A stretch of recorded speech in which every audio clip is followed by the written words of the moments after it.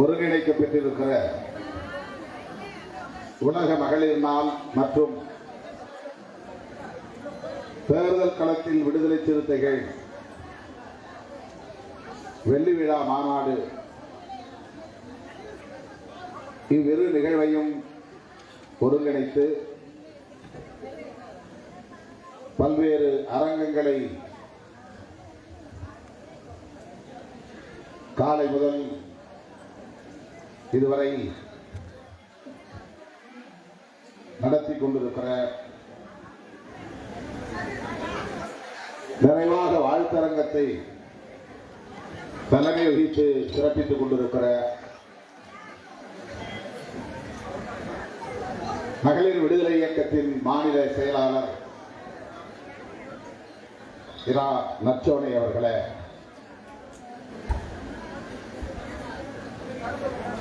காலையில் நடைபெற்ற கலையரங்கத்தை தலைமை வகித்து சிறப்பித்துக் கொண்டிருக்கிற சிறப்பித்த பொருளாளர் மல்லிகை அரசி அவர்களே,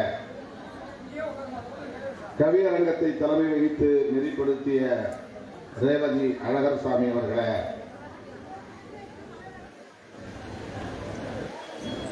கவியரங்கில் கவிதைகளை பொழிந்த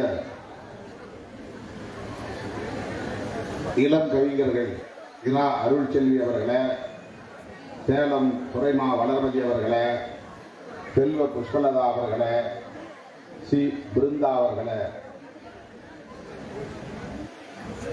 கலையரங்க நிகழ்வில் பங்கேற்று வரவேற்புரையாற்றிய கவினி அவர்களே, நாட்டிய நிகழ்வை சிறப்பாக நிகழ்த்தி காட்டிய செல்வி கேலினா வெர்ஜின் அவர்களே,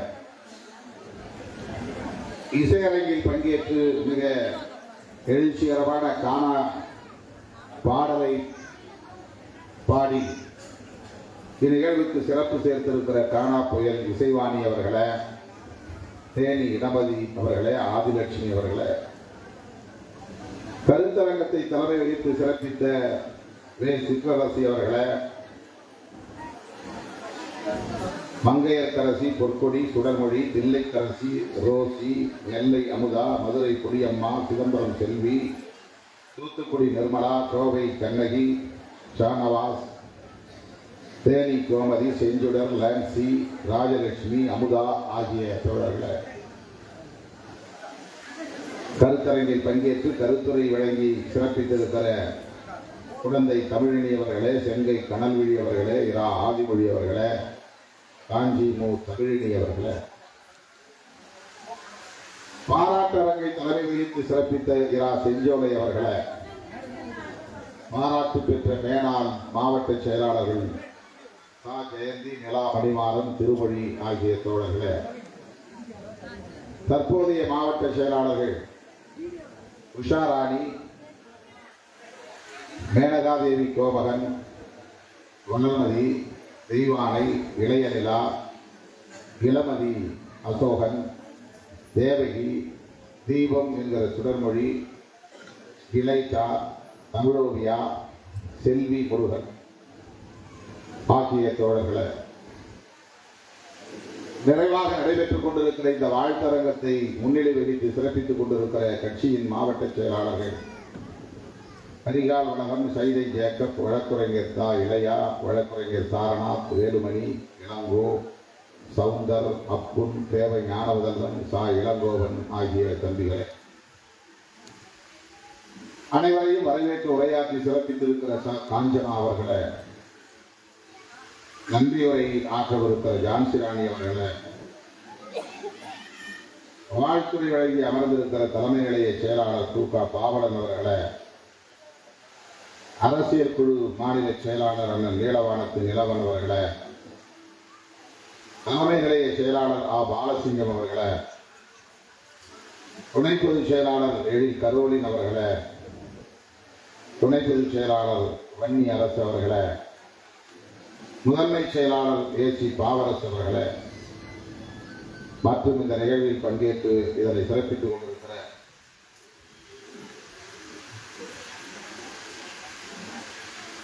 மகேஸ்வரி, விக்டோரியா, மீண்டு முனியம்மா, பாலாமணி, வெங்கல் காஞ்சனா, பூவிழி, மோர்த்தி, ஜெயந்தி, சண்முகவல்லி, அற்புதம், இன்னொரு காஞ்சனா, வள்ளி பிரகாஷ், செல்வராணி, எஸ் சித்ரா, சைதை ராணி, பாலம்மா, ஹேமாவதி, செல்வாம்பால், மலர்விழி, பரிமளா, பாளையம், விஜயா, வனரோஜா, பிளாரன்ஸ், அன்னலட்சுமி, பத்மா, லதிதா, வேளாங்கண்ணி, ஜெயமேரி, காஞ்சி பாத்திமா, கங்கா, ரேகா, காஞ்சி வேளாங்கண்ணி, இந்திரா, சரோஜா ஆகிய மற்றும் இந்த நிகழ்வில் பங்கேற்று இதனை சிறப்பித்துக் கொண்டிருக்கிற அனைத்து மாவட்ட பொறுப்பாளர்களே, மாநில நிர்வாகிகளே, புதுவை லட்சுமி, பாக்கியலட்சுமி, கிருஷ்ணகுமாரி, முருகமதி, காரைக்கால் அரசகுமாரி, வேம்பு, திவ்யபாரதி உள்ளிட்ட அனைத்து மாவட்ட பொறுப்பாளர்களே,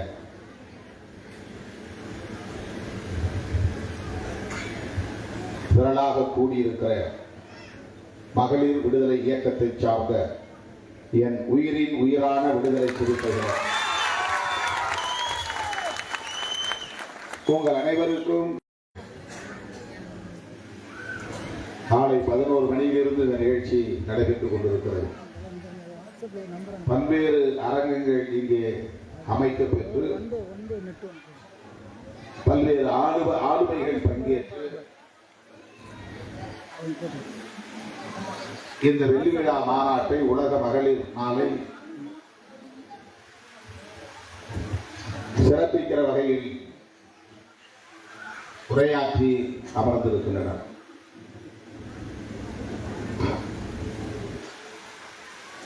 மிக குறுகிய கால இடைவெளியில் விடுத்த அழைப்பை ஏற்று அனைத்து மாவட்டங்களில் இருந்தும் அலையலையாய் திரண்டு வந்து இந்த நிகழ்ச்சியை வெற்றி பெற வைத்திருக்கிற உங்கள் அனைவருக்கும் என்னுடைய பாராட்டுகளையும் நன்றியையும் உரித்தாக்குகிறேன். இதைவிட பெரிய அரங்கம் பிடித்து நடத்த வேண்டும் என்றுதான் ஆசைப்பட்டோம். ஆனால் நாளை மார்ச் 8ஆம் தேதி நடத்துவதாக நாம் திட்டமிட்டிருந்த நிலையில் நாளையும் சரி இன்றைக்கும் சரி சென்னையிலே அரங்கம் கிடைக்கவில்லை. இந்த அரங்கம் மட்டும்தான் கிடைத்தது.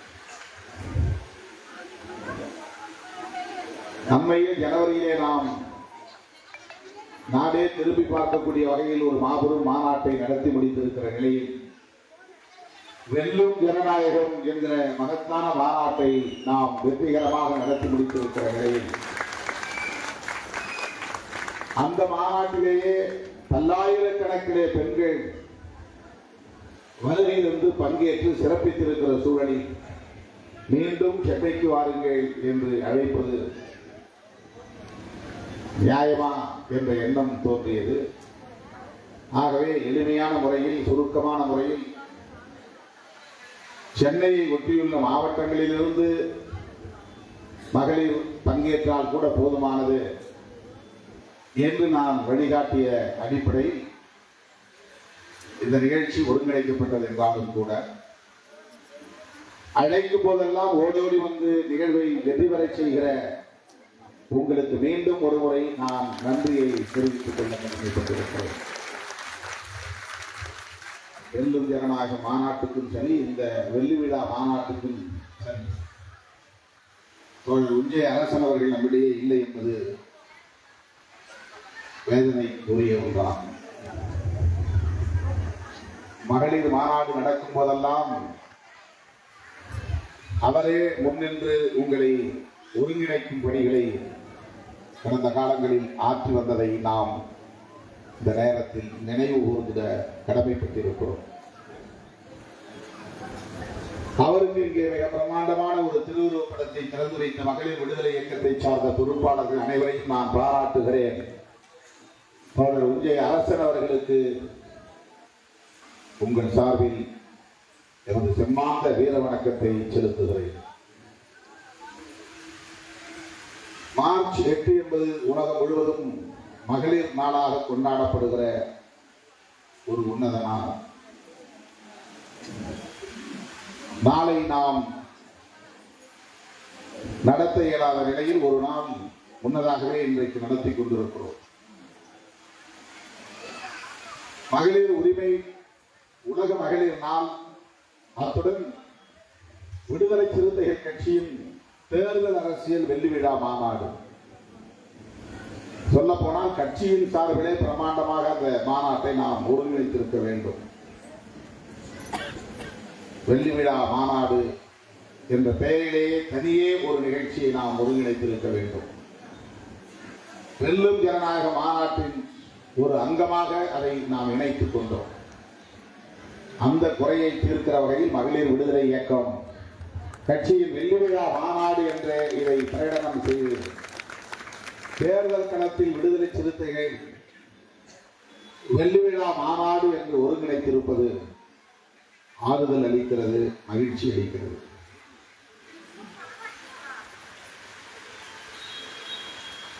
விடுதலை சிறுத்தைகள் என்கிற பெயரில் நாம் இயங்க தொடங்கி 34 ஆண்டுகள் ஆகின்றன. ஆனால் தேர்தல் அரசியலில் அடியெடுத்து வைத்து 25 ஆண்டுகள் ஆகின்றன. இந்த இயக்கத்தின் தலைமை பொறுப்பை நாம் ஏற்ற போது தேர்தல் அரசியல் வேண்டாம் என்கிற அடிப்படையில் தான் மதுரை மற்றும் மதுரையை சுற்றியுள்ள மாவட்டங்களில் மக்களை சந்தித்து அமைப்பாக்குகிற முயற்சியில் ஈடுபட்டோம்.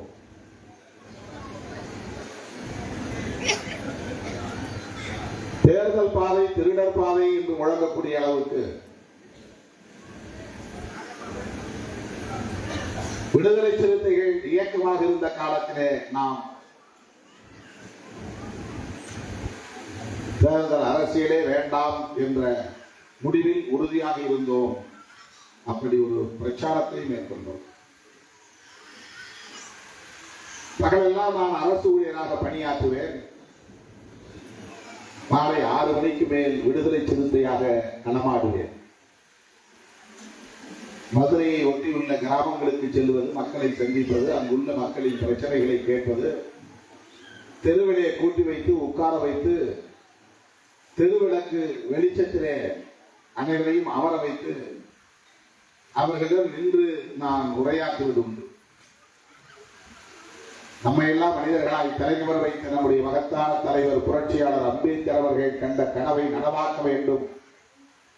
அதற்கு அரசியல் விழிப்புணர்வு தேவை என்கிற அடிப்படையிலே நாம் தோழர்கள் அழைக்கிற அழைப்புக்கு ஏற்ப, இழுக்கிற இழுப்புக்கு ஏற்ப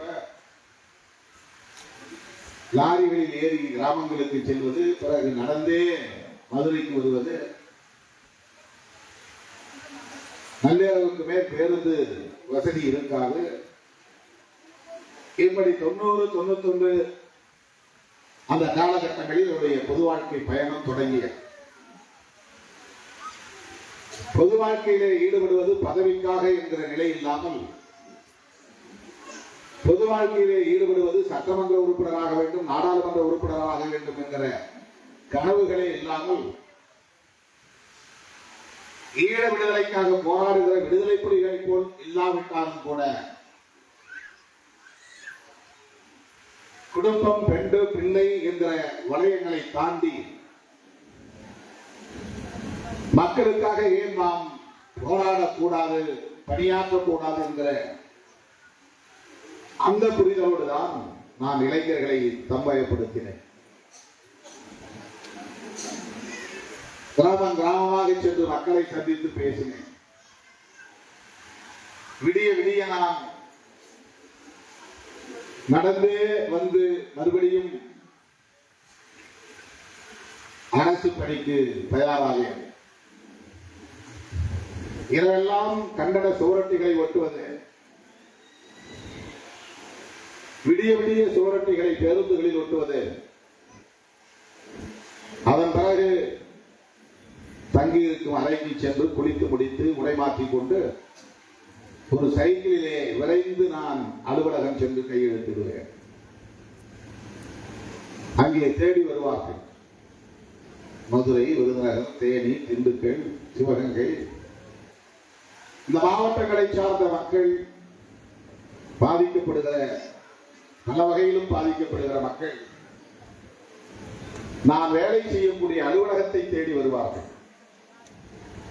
அவர்கள் அனைவரையும் நான் வெளியே ஒரு மரத்தின் நிழலில் நில்லுங்கள் என்று சொல்லி வைப்பது வழக்கம்.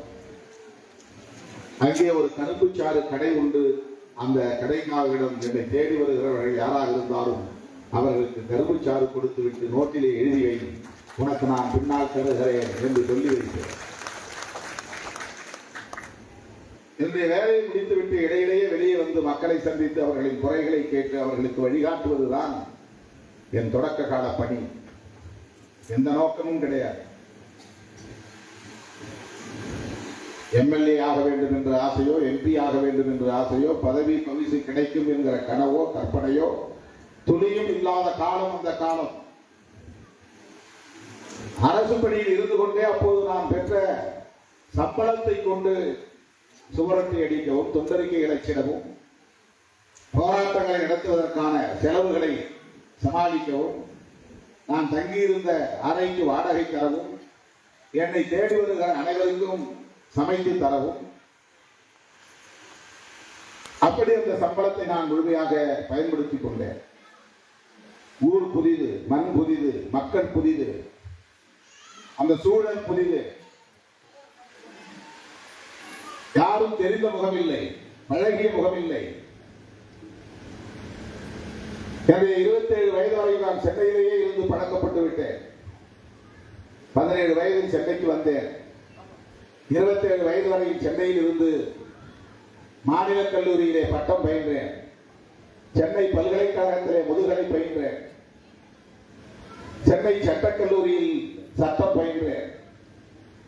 அதன் பிறகு எனக்கு அரசு வேலை வாய்ப்பு கிடைத்தது. அதையொட்டி மதுரைக்கு போனவன் தான். இப்படி என் வாழ்க்கை மாறி போனது. தலித் என்கிற சொல்லுக்கு அர்த்தம் தெரியாது. அப்போது அம்பேத்கரை தெரியும். தலித் அரசியல் தெரியாது, தலித் இலக்கியம் தெரியாது, தலித் பண்பாடு தெரியாது, தலித் கலை தெரியாது, தலித் விடுதலை தெரியாது. தோழர்களே, அப்படி தொடங்கிய என் தொடக்க கால வாழ்வு தேர்தல் அரசியல் வேண்டாம் என்று தீர்க்கமாக முடிவெடுத்த வாழ்வாகத்தான் இருந்தது. இந்த எளிய மக்களுக்கு எதிராக இழிவுகளும் வன்கொடுமைகளும் ஒரே நேரத்தில் இந்த சமூகத்தில் தொடர் தாக்குதல்களாக இருந்து வந்தன. ஒப்பீட்டளவிலே வட மாவட்டங்களில் இல்லாத அளவுக்கு தென் மாவட்டங்களில் காண முடிந்தது. சாதியை சொல்லி இழிவு செய்கிறான் என்பதை கடந்து தெருவுக்குள்ளே புகுந்து தாக்குதல் நடத்துகிறான், படுகொலை செய்கிறான், சொத்துக்களை சூறையாடுகிறான், கணவன் முன்னாள் மனைவியை மானபங்கப்படுத்துகிறான், பிள்ளைகளை அடிக்கிறான், வயது முதிர்ந்தவர்களை தாக்குகிறான், காட்டு விளாண்டித்தனமான வன்முறை வெறியாட்டங்கள் நடக்கின்றன. அரசு, காவல்துறை, வருவாய்த்துறை கைகட்டி நின்று வேடிக்கை பார்க்கிறது. லேசாக திமிரினால் கூட திமிருகிற பாதிக்கப்பட்டவர்கள் மீதே வழக்கு போடுகிற வன்கொடுமை, அரச வன்கொடுமை தலைவிரித்தாடியது. இதையெல்லாம் கண்டு பொறுக்க முடியாதனால் அடங்க மறு, அத்து வீறு, திமிரி ஏறு, திருப்பி அடி என்று வழங்க தொடங்கின. காவல்துறையாக இருந்தாலும் யாராக இருந்தாலும் உன் மீது தாக்குதல் தொடுக்கிற போது நீ ஏன் பயந்து பின்வாங்கி ஓடுகிறார்? உன் தெருவுக்குள்ளே 10 பேர் நுழைந்து உன் குடிசைகளை கொடுத்து விட்டு சிராய்ப்பு இல்லாமல் போகிறானே, அது ஏன்? எப்படி? ஏன் அதையெல்லாம் நீ வேடிக்கை பார்க்கிறாய், பின்வாங்கி ஓடுகிறாய் என்று நான் ஆவேசப்பட்டேன். எரிமலையாய் குமுறி எழுந்தேன். என் வசனங்களை அல்லது வாசகங்களை பார்த்த தம்பிகள், ஆடு மாடு மேய்ப்பவர்கள், தென்னை மரம் ஏறி சுத்தம் செய்கிறவர்கள், கட்டிட வேலை செய்கிறவர்கள், கம்பி கட்டுகிறவர்கள், கொத்தால் சித்தால் வேலை செய்யக்கூடியவர்கள், விவசாய கூலிகளாக இருந்தவர்கள் என்னை தேடி வந்தார்கள், நாடி வந்தார்கள். இந்த பிரச்சனைகளை சொன்னார்கள். நான் எழுதி கொடுக்கிற அந்த வாசகங்களை சுவரொட்டிகளாக அச்சிட்டு ஒட்டினார்கள். போய் அடிச்சு ஒட்டுன்னு சொல்ல மாட்டான், நானே போய் பிரஸ்ல இருந்து இந்த வாசகத்தை அடிச்சு இப்படிதான் சுவரொட்டி வடிவமைக்கணும், இப்படி எழுத்துக்கள் இருக்க வேண்டும், இந்த முழக்கம் இப்படி இருக்க வேண்டும், இந்த பங்க்சுவேஷன் இப்படி இருக்க வேண்டும் என்றெல்லாம் விடிய விடிய நானே அந்த அச்சகத்தில் நின்று இந்த வேலையை பார்த்தேன். விடிய காலை 2 மணிக்கு சுவரொட்டிகள் கிடைக்கும். அதன் பிறகு பசையை காய்ச்சி எடுத்துக்கொண்டு மதுரை வீதிகளில் வீதி வீதியாக சென்று ஒட்டுவோம். ஓடுகிற பேருந்துகள் 6 மணிக்கு மேல் 8 மணி வரையில் ஓடுகிற பேருந்துகளில் அதை ஒட்டுவோம். அங்குள்ள அம்பேத்கர் இயக்க தலைவர்களை எல்லாம் சந்தித்து ஒருங்கிணைத்து கூட்டமைப்பு என்கிற பெயரால் பேரணிகளை நடத்தி இருக்கிறோம், ஆர்ப்பாட்டங்களை நடத்தி இருக்கிறோம். அப்போதெல்லாம் தேர்தல் அரசியல் பக்கம் அடியெடுத்து வைப்போம் என்று கனவில் கூட நினைக்கவில்லை. ஏப்ரல் 14 என்றால் சிறுத்தைகள் அணிவகுப்பு. கள்ளழகர் ஆற்றில் இறங்குகிறார், அது சித்திரை திருவிழா. நீ கள்ளழகருக்கு நடத்துகிற திருவிழா சித்திரை திருவிழா என்றால் விடுதலை சிறுத்தைகள் நடத்துகிற திருவிழாவும் சித்திரை திருவிழா தான். ஏனென்றால் அம்பேத்கர் பிறந்தது ஏப்ரல் 14. ஏப்ரல் 14 என்றால் அது சித்திரை 1. எனவே அம்பேத்கர் பிறந்த நாள் விழாவை சிறுத்தைகள் கொண்டாடும் சித்திரை திருவிழா என்று நான் கொண்டாட தொடங்கினேன். மதுரை வீதிகளில் சிறுத்தைகள் அணிவகுப்பு என்று எழுதி ஒட்டினேன். விழிப்பாய் இரு, நெருப்பாய் எழு என்று முழக்கம் எழுப்பினேன்.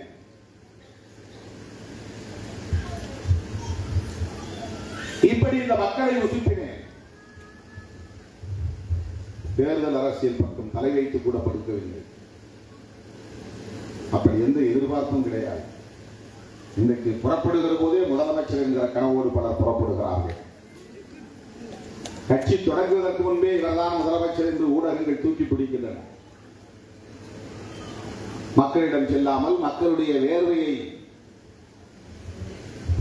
பார்க்காமல், அவர்கள் சிந்துகிற ரத்தத்தை பார்க்காமல், கண்ணீரை துடைக்காமல், கால் வலிக்க நடக்காமல், தூக்கத்தை துளைக்காமல், பசி கிடக்காமல், அவமானங்களை சந்திக்காமல், மணிக்கணக்கிலே நிற்காமல், போராடாமல், பயணிக்காமல் பொது வாழ்க்கையில் அடியெடுத்து வைத்ததுமே முதலமைச்சராக வேண்டும் என்று இப்போதெல்லாம் வெளியே வருகிறார்கள். தோழர்களே, 10 ஆண்டு காலம் இப்படி இந்த மக்களின் அவலங்களை எண்ணி எண்ணி வேதனைப்பட்டு அவர்களுக்காக போராட்டங்களை கட்டமைத்து அதனால் அரசு ஊழியராக இருந்த என்னை சஸ்பெண்ட் செய்து தூக்கி அடித்தார்கள். மதுரையில் இருந்து கோவைக்கு, கோவையில் இருந்து சென்னைக்கு, சென்னைக்கு வந்த பிறகு சஸ்பென்ஷன். 2.5 ஆண்டுகள் நான் ஒரு பொய் வழக்கிலே பதவி இழந்து அரை சம்பளம் பெற்றுக்கொண்டு ஊராய் சுற்றினேன். அப்போது சொன்னேன், முழு சம்பளம் வாங்கிய போது என்னால் ஊர் முழுவதும் நாடு முழுவதும் செல்ல முடியவில்லை. ஏனென்றால் அரசு பணியில் இருந்ததால்.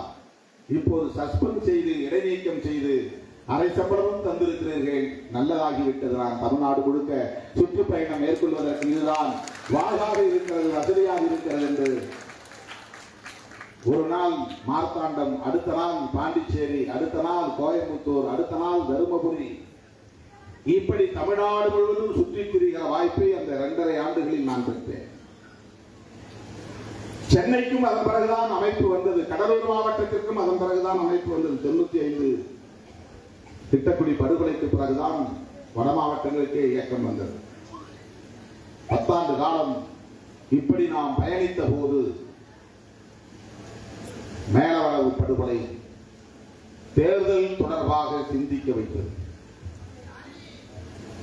உள்ளாட்சி தேர்தலிலே மேலவளவு கிராமத்திலே முருகேசன் தனியாக போட்டியிட்ட நிலையிலே அவனை படுகொலை செய்தார்கள். அப்போதுதான் நாம் தேர்தலை புறக்கணித்து மக்களிடமிருந்து அந்நியப்பட்டு விடுவதா?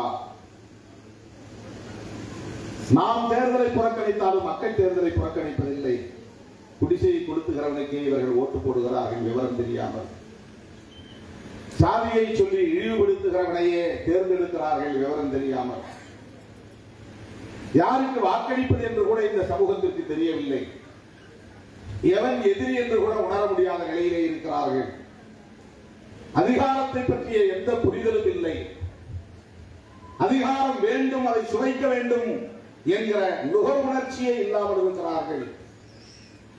இந்த நிலையில் தான் தோழர்களே நாம் மாற்றி சிந்திக்க கடமைப்பட்டவர்களாக இருக்கிறோம் என்று விழுப்புரத்திலே கூடிய மாநில செயற்குழுவின் 1998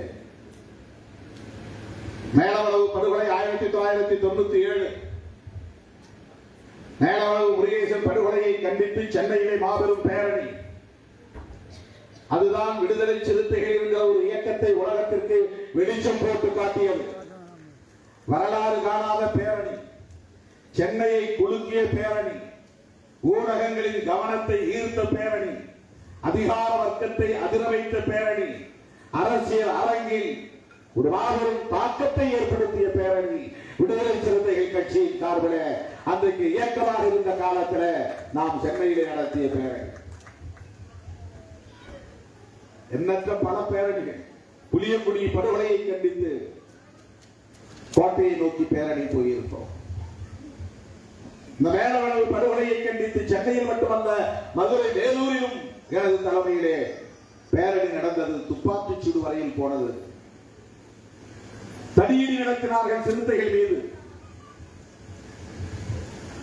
அதன் பிறகுதான் 98, 99, 98 காலகட்டத்தில் விடுதலை சிறுத்தைகள் ஏன் தேர்தலை புறக்கணிக்க வேண்டும், தேர்தலை புறக்கணிப்பதால் நம்மை நக்சல்வாதிகள் என்று காவல்துறையினர் சந்தேகப்படுகிறார்கள், தேர்தலை புறக்கணிப்பதால் நம்மை விடுதலை புலிகளோடு தொடர்புடைய தீவிரவாத இயக்கம் என்று சந்தேகப்படுகிறார்கள், தேர்தலை புறக்கணிப்பதால் மக்களும் நம்மை அச்சத்தோடு பார்க்கிறார்கள், அந்நியப்பட்டு நிற்கிறார்கள், தேர்தலை புறக்கணிப்பதால் ஓட்டு போட விரும்புகிற மக்களுக்கு நம்மால் வழிகாட்ட முடியாமல் இருக்கிறது.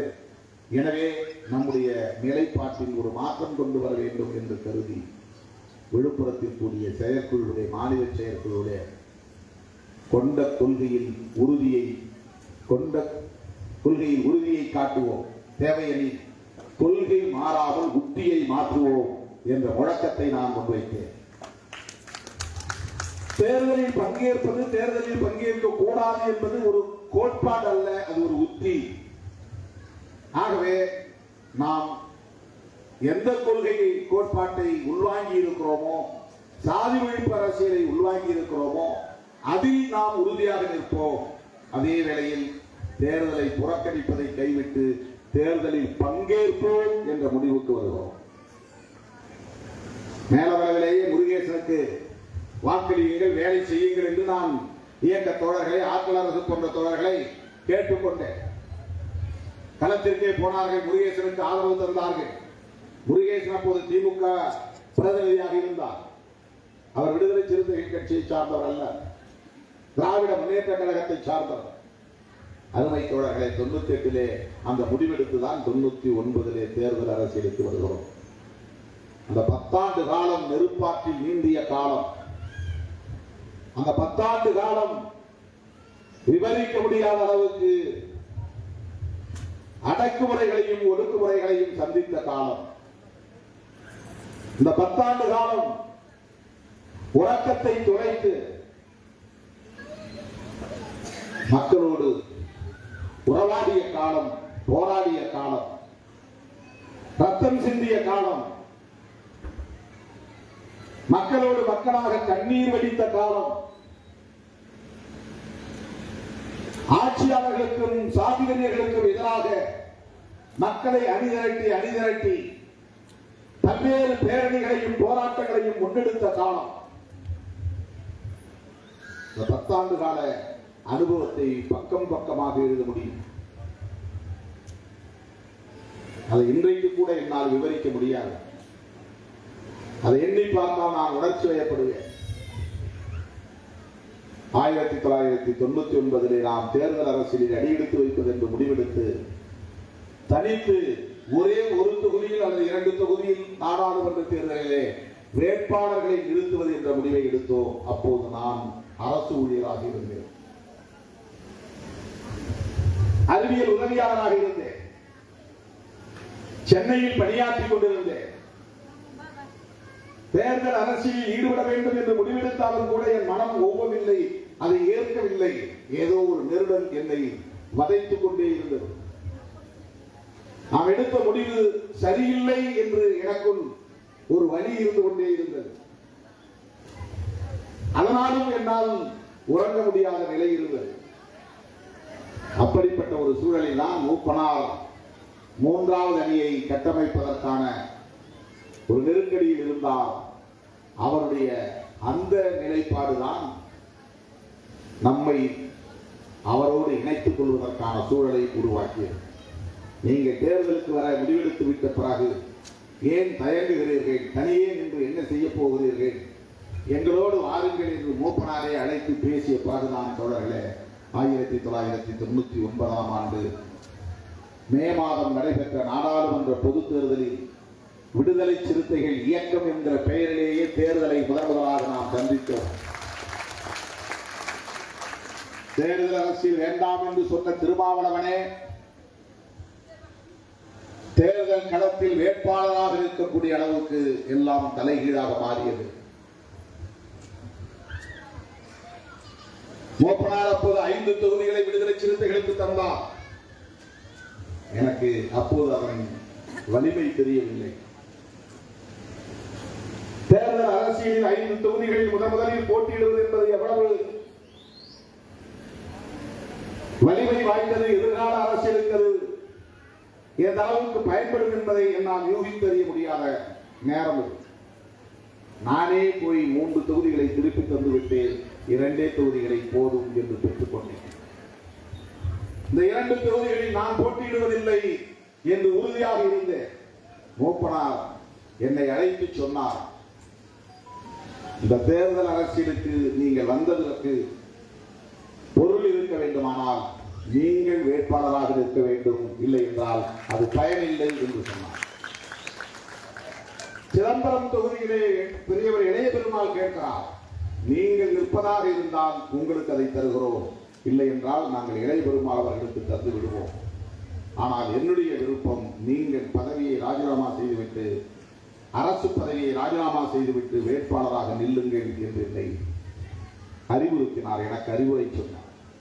அப்போது என் மனம் ஒப்பவில்லை, வேண்டாம் என்றுதான் தவிர்த்தேன்.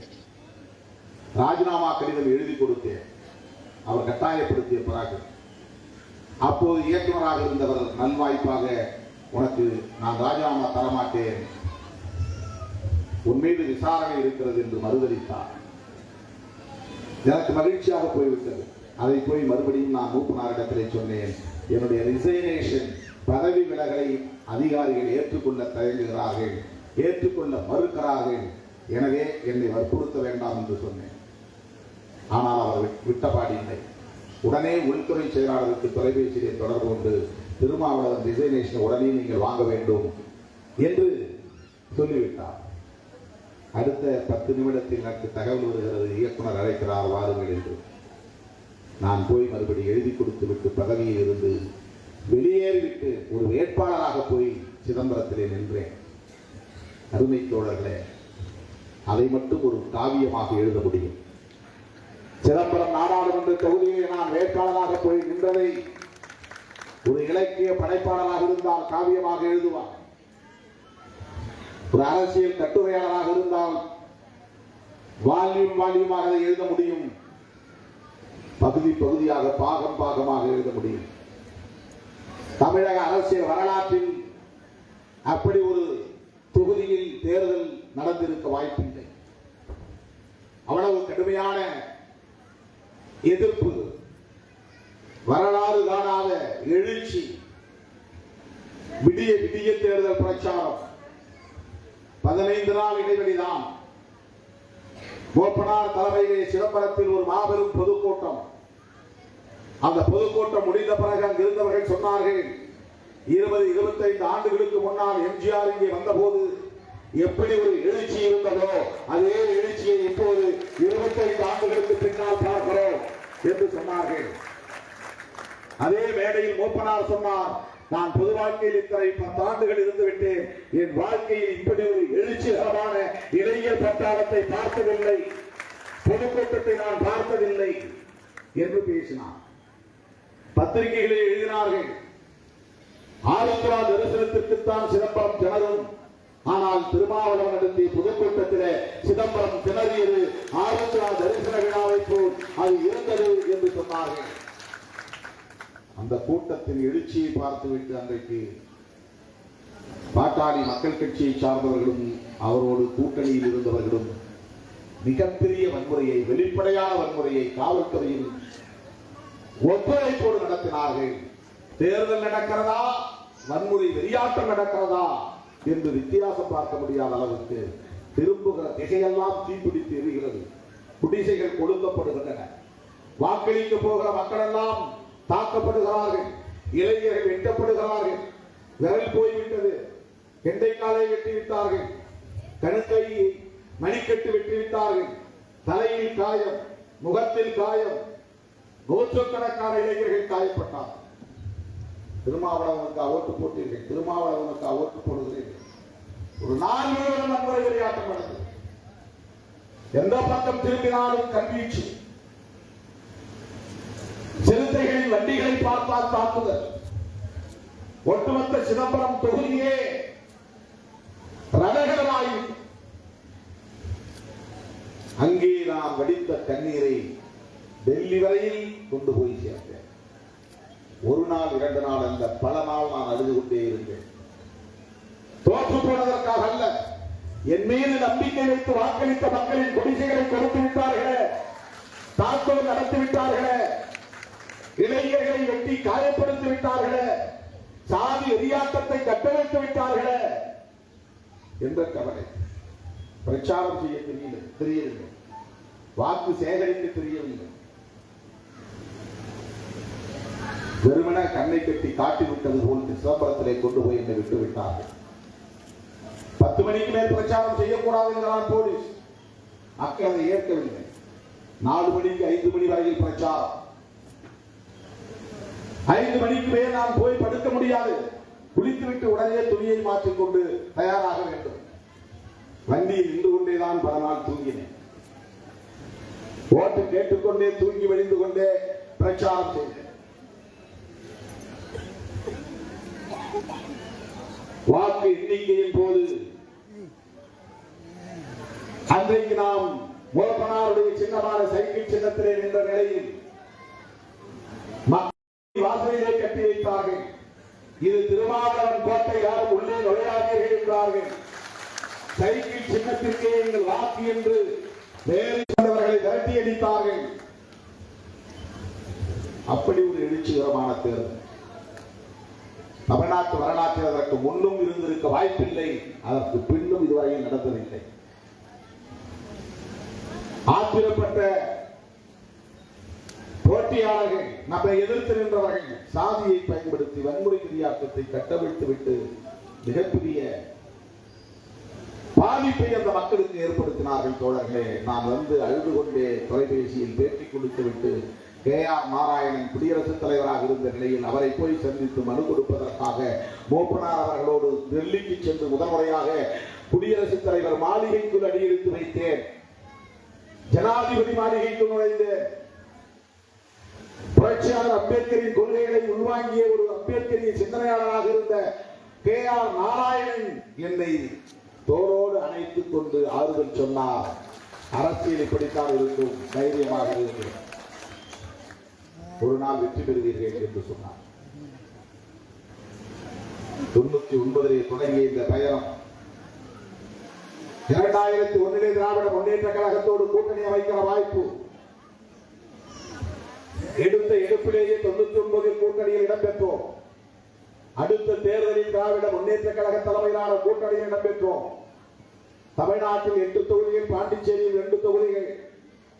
அன்றைக்கும் நான் உதயசூரியன் சின்னத்திலே தான் போட்டியிடக்கூடிய ஒரு சூழல் இருந்தது.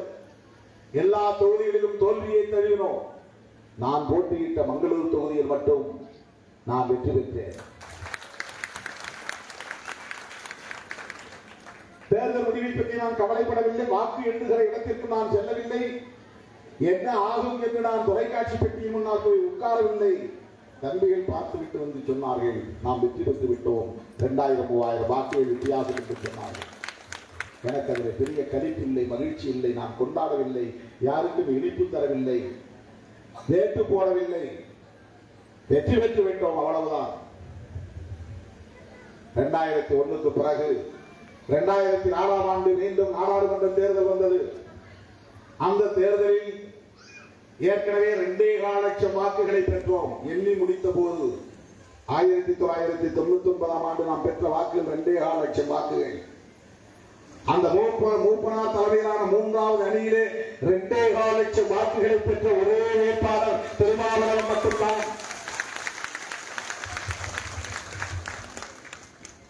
40 வேட்பாளர் இன்றைக்கு 3வது அணியிலே போட்டார்.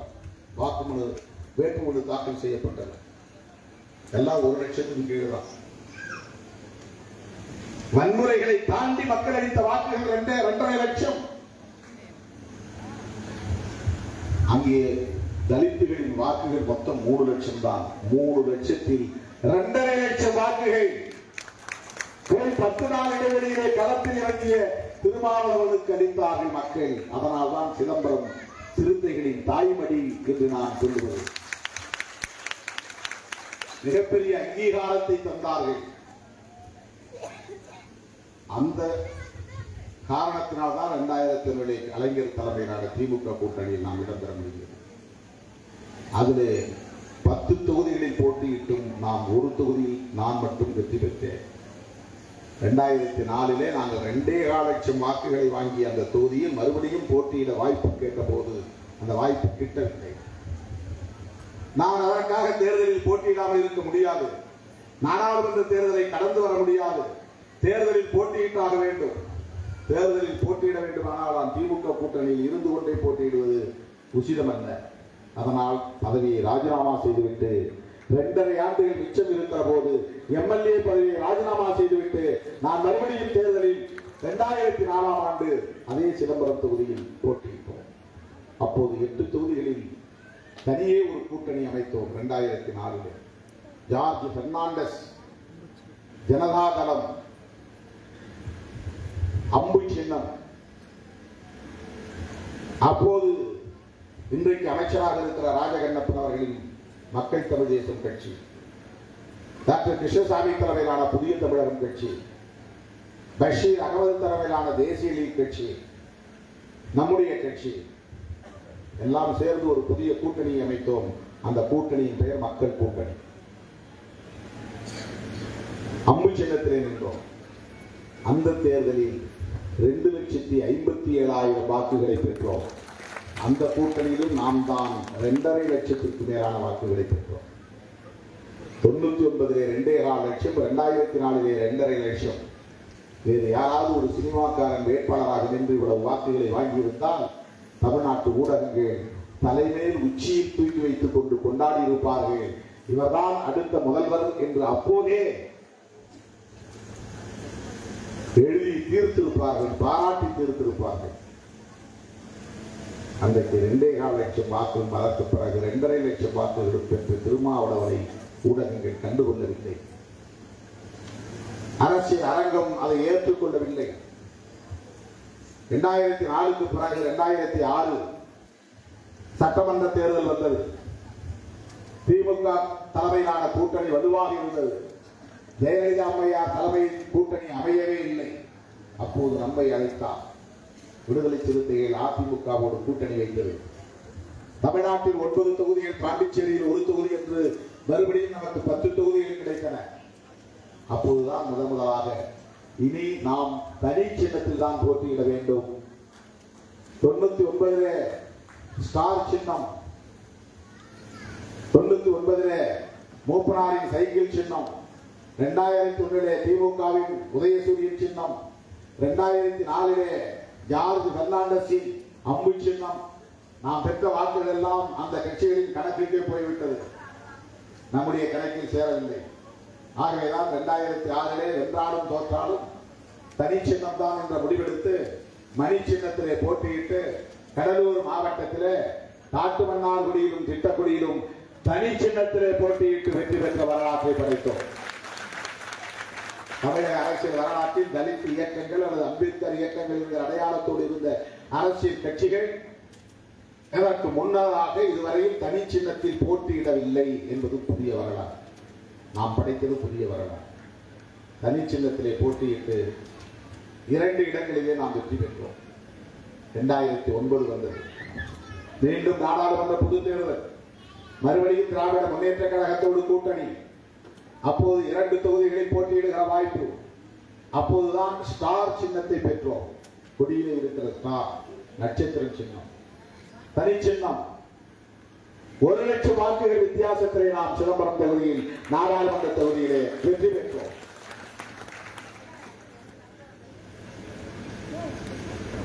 2011 திராவிட முன்னேற்ற கழகத்தின் தலைமையிலான கூட்டணியின் சட்டமன்ற தேர்தலை சந்தித்தோம். வெற்றி வாய்ப்பை பெற முடியவில்லை. 2009 சிதம்பரமும் விழுப்புரமும் நமக்கு கிடைத்தது. விழுப்புரத்திலே வெறும் 2000 வாக்குகள் வித்தியாசத்திலே நாம் வெற்றி வாய்ப்பை இழந்துவிட்டோம். அப்போது விழுப்புரமும் வெற்றி பெற்றிருந்தால் நாம் அங்கீகாரத்தை பெற்றிருப்போம். 2011 திமுக கூட்டணி சட்டமன்ற தேர்தல், மோதிரம் சின்னம், அதே 10 தொகுதி, ஒரு இடத்திலும் வெற்றி பெற முடியவில்லை. ஆனால் அப்போது நான் நாடாளுமன்ற உறுப்பினர், நான் சட்டமன்ற தேர்தலில் போட்டியிடவில்லை. 2014 நாடாளுமன்ற தேர்தல், மறுபடியும் திராவிட முன்னேற்ற கழகத்தோடு கூட்டணி. 2 தொகுதிகளில் போட்டியிடுகிற வாய்ப்பு, சிதம்பரம், திருவள்ளூர். 2 தொகுதிகளிலும் நாம் வெற்றி வாய்ப்பு இழக்க நேர்ந்தது. 2016 சட்டமன்ற தேர்தல், நம்முடைய முயற்சியில் உருவானதுதான் மக்கள் நல கூட்டணி. விஜயகாந்த், ஜி.கே. வாசன் போன்றவர்கள் அந்த அணியிலே வந்து இணைந்தார்கள். விஜயகாந்த் அவர்களை முதல்வர் வேட்பாளராக அறிவித்த அந்த தேர்தலை சந்தித்தோம். 25 இடங்களில் போட்டியிடுகிற வாய்ப்பு முதல் முறையாக நமக்கு கிடைத்தது. நானும் போட்டியிட்டேன் காட்டுமன்னார்குடியிலே. உண்மையிலேயே நாம் வெற்றி பெற்று விட்டோம். ஆனால் அன்றைக்கு இருந்த தமிழ்நாடு அரசு அதை மாற்றி அறிவித்தது. 87 ஓட்டிலே அதிமுக வெற்றி பெற்றதாக அறிவித்தது. அது உண்மை அல்ல. வென்றது விடுதலை சிறுத்தைகள் தான்.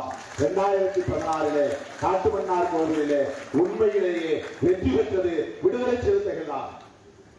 என்னுடைய குற்றம், நான் வாக்கு எண்ணிக்கை நடக்கிற இடத்திற்கு ஒருபோதும் போனதில்லை. 99 போனதில்லை, 2001 போனதில்லை, 2004 போனதில்லை, 2006 போனதில்லை, 2009 போனதில்லை, 2016, 2011 போனதில்லை, 2014 போனதில்லை. அறுவடை நேரத்தில் விவசாயி நிலத்தில் இருக்க வேண்டும். நான் அதை ஒரு பொருட்டாக எடுத்துக் கொள்ளவில்லை. என்றால் என்ன, தோற்றால் என்ன, எனக்கு எலெக்ஷன் ஒரு பொருட்டே இல்லை. நான் மக்களோடு கிடக்கிறேன். மக்கள் தான் எனக்கு எல்லாம். ஆகவே வென்றால்தான் மக்கள் என்னை மதிப்பார்கள் என்று கிடையாது. என்றால்தான் அதிகாரத்தோடு இருந்தால்தான் மக்கள் நம்மோடு இருப்பார்கள் என்று கிடையாது. எனக்கு அந்த நம்பிக்கையே கிடையாது. ஆகவே ஏதோ நடக்கட்டும். அதிகமாக மக்கள் வாக்களித்தால் வெற்றி பெற்றோம் என்று அறிவிக்கப் போகிறார்கள். அங்க போய் உட்கார்ந்து என்ன பண்ண போறோம்? ஒரு முறை கூட நான் கவுண்டிங் சென்டருக்கு போனதே கிடையாது. 2016 நான் போயிருந்தால் மாற்றி அறிவித்திருக்க வாய்ப்பில்லை, தடுத்திருக்க முடியும். அதனால்தான் 2019 நாடாளுமன்ற பொதுத் தேர்தலில் திராவிட முன்னேற்ற கழகத்தோடு மறுபடியும் நாம் கூட்டணி அமைத்து 2 தொகுதிகளில் போட்டியிட்டோம். நான் சிதம்பரம், ரவிக்குமார் விழுப்புரம். இந்த முறை நாம் ஏமாந்து விடக் கூடாது என்று நான் கவுண்டிங் சென்டருக்கு போனேன். நான் உள்ளே இருக்கும் போதே எனக்கு எதிரான வேலை நடந்தது, சதி வேலை நடந்தது. ஊடகவியலாளர்கள் சொன்னார்கள் மாற்றி அறிவிக்கப் போகிறார்கள், மிக குறைவான வாக்குகள் வித்தியாசத்தில் அதிமுக வெற்றி என்று அறிவிக்கப் போகிறார்கள். நல்ல வேலை, நேர்மையான ஒரு கலெக்டர், மாவட்ட ஆட்சியர், ஒரு பெண்மணி அங்கே இருந்தார். அவரிடம் நான் போய் கேட்டேன். அவர் என்னிடத்தில் பதில் சொன்னார், நான் உண்மைக்கு மாறாக எதையும் செய்ய மாட்டேன், எது உண்மையோ அதை செய்வேன் என்று சொன்னார். அதனால்தான் நான் 3000 வாக்குகள் வித்தியாசத்திலே வெற்றி பெற முடிந்தது. ரவிக்குமார் உதயசூரியன் சின்னத்திலே போட்டியிடக்கூடிய சூழலால் நாம் ஒரு தொகுதியில் மட்டும்தான் தனி சின்னத்திலே போட்டியிடும் நிலை ஏற்பட்டது. அவர் 1 லட்சம் வாக்குகளுக்கு மேலாக வித்தியாசத்திலே வெற்றி பெற்றார். 2 பேர் நாம் வெற்றி பெற்றோம். 2021 சட்டமன்ற தேர்தல், திராவிட முன்னேற்ற கழகத்தோடு கூட்டணி, 6 தொகுதிகளில் போட்டி, 2 பொது தொகுதிகள், 4 தனி தொகுதிகள், 6லே 4 வெற்றி பெற்றோம் பானை சின்னத்திலே. இதுவெல்லாம் தமிழ்நாட்டு அரசியல் விடுதலை சிறுத்தைகள் 25 ஆண்டு காலத்தில் ஏற்படுத்தி இருக்கிற தாக்கம். தனி சின்னத்திலே 4 சட்டமன்ற உறுப்பினர்கள், அந்த 4ல் 2 பேர் பொது தொகுதியில் வெற்றி பெற்றிருக்கிறார்கள். தமிழக அரசியல் களத்தில் தவிர்க்க முடியாத ஒரு அரசியல் சக்தியாக தலைந்து வீரர்களை போன்ற இயக்கம் விடுதலை சிறுத்தைகள் கட்சி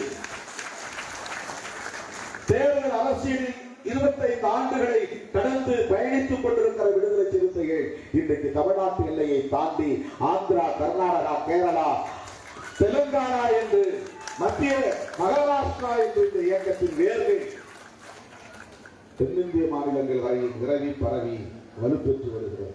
2 நாட்களுக்கு முன்பு தென்னிந்திய மாநில செயலாளர்களின் கலந்தாய்வு கூட்டம் நடைபெற்றது. தெலுங்கானாவில் மட்டும் 10 தொகுதிகளில் போட்டியிட போகிறோம். ஆந்திராவிலே பேச்சுவார்த்தை நடைபெற்றுக் கொண்டிருக்கிறது. கர்நாடகாவிலே 3 தொகுதிகள், கேரளாவிலே 3 தொகுதிகள், தமிழ்நாட்டில் பேச்சுவார்த்தை நடந்து கொண்டிருக்கிறது. அருமை தோழர்களே, இந்த 4 நூற்றாண்டு காலத்தில் சிறுத்தைகள் ஏற்படுத்தி இருக்கிற தாக்கம் மகத்தானது. எந்த பிற்புலமும் இல்லை. நமக்காக பரிந்துரை செய்ய பெரிய தொழிலதிபர்கள் கிடையாது. நமக்காக பரிந்துரை செய்த ஊடக நிறுவனங்கள் கிடையாது. நமக்காக ஆதரவு அளிக்க, பொருளாதாரத்தை அள்ளி கொடுக்க ஆட்கள் கிடையாது. நல்லதை எடுத்துச் சொல்ல, பாராட்ட யாரும் இல்லை. திருமாவளவனின் முடிவு பாராட்டுதலுக்குரியது என்று போற்ற யாரும் இல்லை. இவரை உங்கள் அணியில் சேர்த்துக் கொள்வது நல்லது என்று டிபேட்டில் பேசுவதற்கு ஆள் கிடையாது. எங்காவது மூலையிலே யாரோ ஒரு தம்பி செய்கிற சிறிய தவறை ஒட்டுமொத்தமாக என் மீது, என் தலை மீது போட்டு இந்த இயக்கமே இப்படித்தான், இந்த சமூகமே இப்படித்தான் என்று பழி சொல்வதற்கு நிறைய ஆட்கள் இருக்கிறார்கள். யாராவது புதிதாக தரித்தல்லாதவர்கள் என்று சேர்ந்தால் திருமாவளவன் விலை போய்விட்டான். திருமாவளவன் அரசியலில் வளர வேண்டும் என்று கொடுத்துவதற்கு ஒரு ஆள் கிடையாது. கோடி கோடியாய் பிற கட்சிகளுக்கு அள்ளி கொடுக்கிறவர்கள் நம்மை பார்த்தால் முகத்தை சுளிக்கிற நிலைதான் இன்னும் இருக்கிறது. இவர்கள் வளரட்டும் என்று வாழ்த்துவதற்கு ஆள் கிடையாது. இவர்கள் வலுப்பெறுவது நல்லது என்று பரிந்துரைப்பதற்கு ஆள் கிடையாது. ஊடகங்கள் நம்மை ஒருபோதும் ஊக்கப்படுத்தியதில்லை. 3 காலத்திற்கு மேல் செய்தி கிடையாது. 8வது, 7வது, 6வது பக்கங்களில் தான் செய்தி முதல் பக்கத்தில் வராது. எவ்வளவு பெரிய மக்களை திரட்டினாலும் அது அவர்களுக்கு முக்கியத்துவம் இல்லை. இந்திய வரலாற்றிலேயே இப்படி ஒரு மாநாட்டை இதுவரை யாரும் நடத்தியதில்லை என்று பல பேரிடத்தில் பாராட்டியிருக்கிறார்கள் அரசியல் களத்தில். ஆனால் தமிழ்நாட்டு ஊடகங்களுக்கு அது ஒரு பெரிய செய்தியே கிடையாது. ஒரு நடிகர் போய் சும்மா இப்படி கையை தூக்கி காட்டினால் அது 48 மணி நேர செய்தி அவர்களுக்கு. திரும்ப திரும்ப எல்லா ஊடகங்களிலும் அதை விவாதம் செய்வார்கள். ஆனால் கட்டுப்பாடாக நடந்த மாநாடு, சிறு அசம்பாவிதம் கூட இல்லாமல் நடந்த மாநாடு, எந்த ஒழுங்கினமும் இல்லாமல் நடந்து முடிந்த மாநாடு, நள்ளிரவை தாண்டி இரவு 1:30 மணி வரையில் கலையவில்லை என்று சொல்லக்கூடிய அளவுக்கு லட்சக்கணக்கில் மக்கள் குவிந்திருந்த மாநாடு. ஆள் திரட்டுவதற்கு செலவு செய்யவில்லை. உணவு அளிக்கவில்லை, குடிநீர் அளிக்கவில்லை.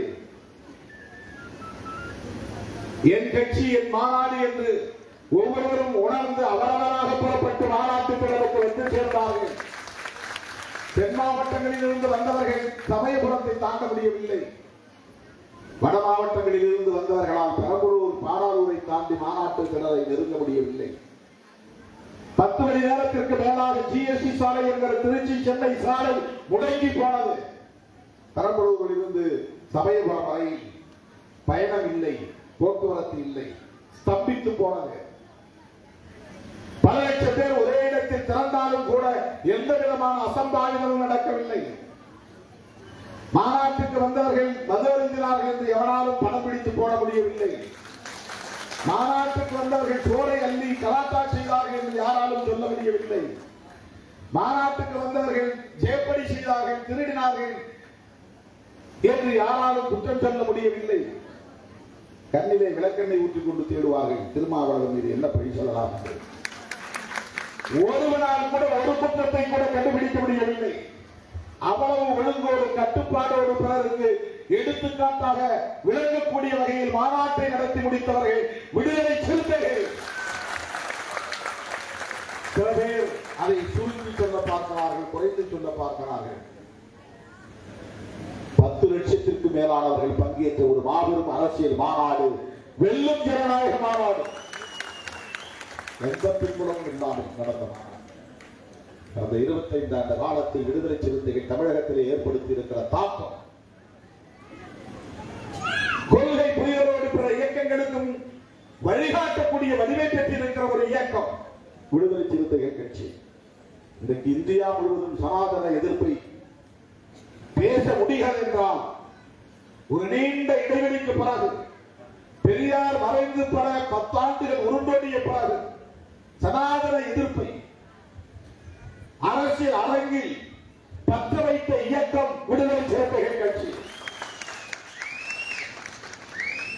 பாரதிய ஜனதா இங்கே அடியெடுத்து வைக்க முடியாது, இலகுவாக காலூன்றிவிட முடியாது என்று அவர்களுக்கு இங்கே சவாலாக இருக்கிற இயக்கம் விடுதலை சிறுத்தைகள் கட்சி. தமிழ்நாட்டை பாதுகாப்பு அரணாக இருந்து பாதுகாக்கிற இயக்கம் விடுதலை சிறுத்தைகள் கட்சி. 2 3 என்பது அல்ல பிரச்சனை. விடுதலை சிறுத்தைகளை விட்டுவிட்டு அரசியல் செய்ய முடியாது என்பதுதான் அரசியல்.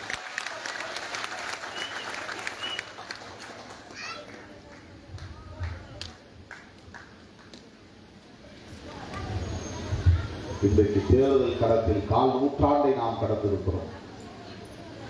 வெள்ளி விழா கொண்டாடுகிறோம்.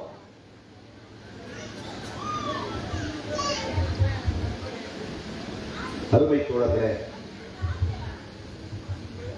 புரட்சியாளர் அம்பேத்கர் கண்ட கனவை நனவாக்கக்கூடிய வகையில், பகுத்தறிவு பகலவன் தந்தை பெரியார் கண்ட கனவை நனவாக்கக்கூடிய வகையில், மாமேதைக்காரன் மார்க்ஸ் அவர்கள் விரும்பிய ஒரு புதிய சமூகத்தை கட்டமைக்கக்கூடிய வகையில் இன்றைக்கு கொள்கை தெளிவோடு வீறு நடை போடுகிற இயக்கம் விடுதலை சிறுத்தைகள். இப்போது விடுதலை சிறுத்தை என்று சொன்னால் பலரும் விழிகளை விரித்து பார்த்து, வியந்து பார்த்து பாராட்டக்கூடிய அளவுக்கான ஒரு இயக்கமாக தலைந்து கொண்டிருக்கிறது. நாம் ஏன் இந்த நாட்டை ஆளக்கூடாது? நாம் ஏன் ஆட்சி அதிகாரத்தை கைப்பற்றக்கூடாது? நாம் ஏன் வாக்களிக்கக்கூடிய கும்பலாகவே காலம் காலமாக இருக்க வேண்டும்? இந்த சிந்தனை இன்றைக்கு விடுதலை சிறுத்தைகளிடையே உருவாக்கி இருக்கிறது. ஒடுக்கப்பட்ட மக்களிடையே உருவாகி இருக்கிறது. பாடுபடும் பாட்டாளிகளிடையே உருவாகி இருக்கிறது.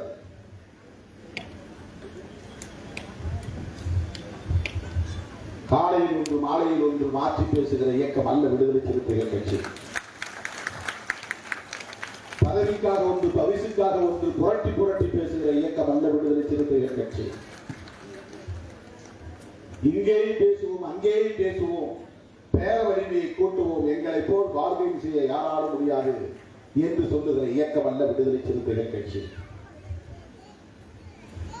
புரட்சியாளர் அம்பேத்கர் கொள்கை வழியில் நெற்றியர்த்தி நிமிர்ந்து நிற்கிற இயக்கம் விடுதலை சிறுத்தைகள் கட்சி. அதனால்தான் யாரும் சொல்லாமல் வருவார்களா வரமாட்டார்களா, நற்சோனை ஒன்றும் சொல்லவில்லையே, நான் முகநூலில் கூட நேரடியில் பேசவில்லையே, இன்னும் ஒரு துண்டறிக்கை, இன்னைக்கு காலையில் தான் துண்டறிக்கையே ரெடியாச்சு. நம்ம மகளிர் விடுதலை இயக்கத்தின் மாநாட்டுக்கு இந்த துண்டறிக்கை நேற்று இரவு வரையில் ரெடியாகும். துண்டறிக்கை இல்லாமலேயே ஆயிரக்கணக்கில் இருந்து திறந்து இந்த நிகழ்ச்சியை திறந்தெடுத்து வெற்றிகளை வைத்திருக்கிறது. முன்கூட்டியே போயிட்டா என் பேர் இல்லை, உன் பேர் இல்லைன்னு சில பேர் வரமாட்டாங்க. அதனால நச்சோனையுடைய உத்தி குவிக் நோட்டீஸ் யாருக்கும் கொடுக்காதீங்க, வாங்கன்னு சொல்லுங்க, எல்லாம் வந்துடுவாங்க. சுந்தரிக்கையே அடிக்கல, நான் தான் உட்காந்து நேற்று நைட்டு உட்காந்து நான் டிசைட் பண்ணிருப்பாங்க போங்க. இதை மாற்று அதை மாற்று, இந்த பேரை போடு அந்த பேரை போடு, இப்படி படத்தை வை, இந்த மாதிரி பெருசாக்கு இந்த மாதிரி சிறுசாக்கு, இவ்வளவு கலர் போடு, கட்கலர் போடு. ராத்திரி 1:30 மணி வரணும் போன்ல பேசிட்டு பாருங்க இந்த டிசைன். ஆனாலும் ஆயிரக்கணக்கிலே பல்லாயிரக்கணக்கிலே திரண்டு வந்து இந்த வெள்ளிவிழா மாநாட்டை சிறப்பித்த உங்களை நான் நெஞ்சார பாராட்டுகிறேன், வாழ்த்துகிறேன்.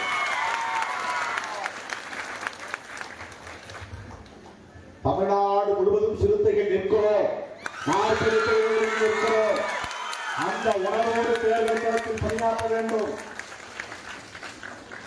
நம்முடைய கட்சி எத்தனை தொகுதிகளில் இருக்கிறது என்று மட்டும் பார்க்க கூடாது. சிறுத்தைகளின் வாக்குகள் எந்த அளவுக்கு பரிமாற்றப்படுகிறது, அதனால் நமக்கு என்ன லாபம் அப்படி நினைக்க கூடாது. அதனால்தான் நமக்கு வளர்ச்சி, அதனால்தான் நமக்கு வளர்ச்சி. போன முறை ஓட்டு எண்ணும் போதெல்லாம் பார்க்குறாங்க, அந்த பக்கம் என்னன்னா 4, 5, 10, இந்த பக்கம் என்ன 100, 200, 400, இந்த பக்கம் யாரு இதெல்லாம் சிறுத்தைகள் வாக்கு வைக்கிறது. இந்த பெற்று இந்த ஈயம் திறந்தால 400, 500, 300, 200, அங்க போனா 40, 10, 20. இந்த கூட்டணி வெற்றி பெற்றதற்கு சிறுத்தைகளின் வாக்கு வங்கி மகத்தான என்பதை இன்றைக்கு அரசியல் உலகம் வெளிப்படையாக சொல்லாமல் இருக்கலாம். ஆனால் அதுதான் யதார்த்தமான உண்மை, அதுதான் உண்மை. அதுக்கு நமக்கு என்ன அங்கீகாரம் கிடைக்க வேண்டாம். காலம் கடியும், மொத்தமாக காலம் நம் கைகளில் அதிகாரத்தை அள்ளித்தரும். யாரும் நமக்கு அதிகாரத்தை தர வேண்டியதில்லை, யாரிடமும் நாம் அதிகாரத்தை போய் பேரம் பேச வேண்டிய தேவையில்லை. நாம் நேர்மையாக உழைத்தார், நாம் நேர்மையாக பாடுபட்டார், நாம் கொள்கை தெளிவோடு பாடுபட்டார், புரட்சியாளர் அம்பேத்கர், தந்தை பெரியார், மாமேதை மார்க்ஸ் ஆகியோரின் சிந்தனைகளை உள்வாங்கிக் கொண்டு நாங்கள் அரசியல் சக்தி என்ற அந்த புரிதோடு களப்பணியாற்றினார். கோட்டை நம்மை தேடி வரும், அதிகாரம் நம்மை தேடி வரும். அது 4 வழி சாலையாக இல்லாமல் 8 வழி சாலையாக இடம் கொடுக்கும், 16 வழி சாலையாக பரிணாமம் பெறும்.